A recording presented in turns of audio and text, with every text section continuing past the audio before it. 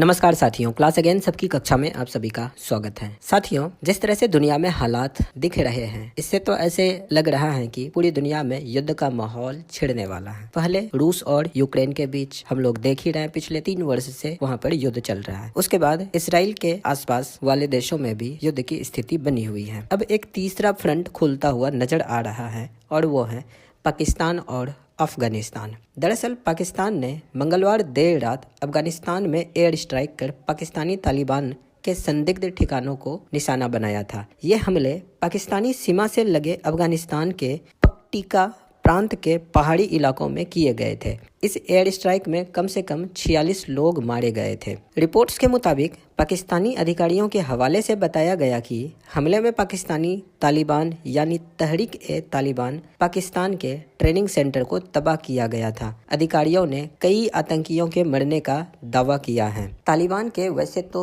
2 मुख्य धड़े हैं। पहला अफगान तालिबान, ये अफगानिस्तान की सरकार चला रहा है, और दूसरा तहरीक-ए-तालिबान पाकिस्तान, जिसे आम बोलचाल में TTP कहा जाता है। पाकिस्तान में होने वाले 90% आतंकी हमले TTP ही करता है। ये वहाँ अफगानिस्तान की तर्ज पर शरिया कानून लागू करना चाहता है और पाकिस्तानी फौज को सबसे बड़ा दुश्मन मानता है। TTP का गठन करीब 14 साल पहले हुआ था। ये कई छोटे उग्रवादी समूहों से बना हुआ एक संगठन है। बैतुल्ला मसूद के नेतृत्व में 13 समूह एक साथ आए और तहरीक चलाने का फैसला किया। अगस्त 2009 में यह बताया गया कि बैतुल्ला मसूद एक अमेरिकी ड्रोन हमले में मारा गया था, लेकिन बाद में संगठन ने अपने नेता के मारे जाने की खबर का खंडन किया और 2013 में इसके नेता हकीमुल्लाह मसूद के अमेरिकी ड्रोन हमले में मारे जाने की भी खबर आई थी। रिपोर्ट्स के मुताबिक TTP अफगानिस्तान की सीमा से लगे कबायली इलाकों पर अपना वर्चस्व चाहती है, इसलिए वह लगातार मांग कर रही है कि उन जगहों से सेना हटा ली जाए और संगठनों के सदस्यों को रिहा कर दिया जाए। फाटा और खैबर पख्तूनवा जैसे कबायली इलाकों में अपनी सरकार चलाने की मंशा के चलते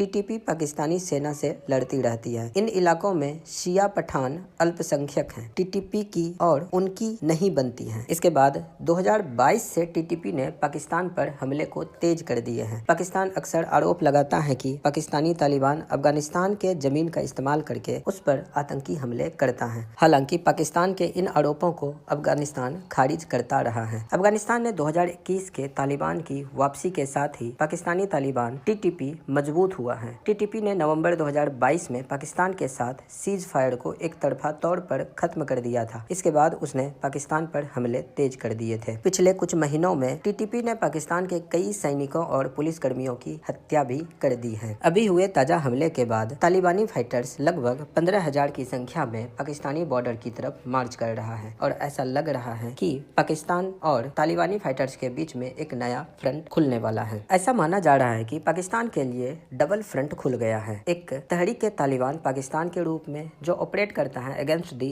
Islamabad from the areas along the Afghan Pakistan border, और दूसरा Taliban that is in power in Afghanistan. इस अटैक के बाद तालिबान का कहना है कि ये बहुत ही बारबैरिक है और ये एक क्लियर एग्रेशन शो करता है अगेंस्ट दी अफगान नेशन, और इसलिए 15,000 तालिबानी लड़ाके अफगानिस्तान पाकिस्तान बॉर्डर की तरफ निकल गए हैं। भारत अफगानिस्तान और पाकिस्तान के बीच बढ़ते तनाव पर पैनी नजर रखे हुए हैं। तालिबान ने पाकिस्तान के सीमा पर हवाई हमलों का जवाब देने की घोषणा भी करी है। इससे पूरे क्षेत्र एशिया और यूरोप सहित पूरी दुनिया में इसका असर हमें देखने को मिल सकता है। भारत भी पाकिस्तान अफगानिस्तान संबंधों पर बारीकी से नजर रखे हुए हैं, क्योंकि इस्लामाबाद से नाराज काबुल नई दिल्ली से रिश्ते मजबूत करने की कोशिश कर सकता है। भारत हमेशा से काबुल में एक ऐसी सरकार चाहता है जो पाकिस्तान को अफगानिस्तान की जमीन का इस्तेमाल आतंकवादी गुट के लिए, पनागाह और भारत विरोधी गतिविधियों के लिए लॉन्च पैड के तौर पर ना करने दे। तो साथियों, देखने वाली बात अब ये है कि पाकिस्तान अफगानिस्तान के बीच में क्या एक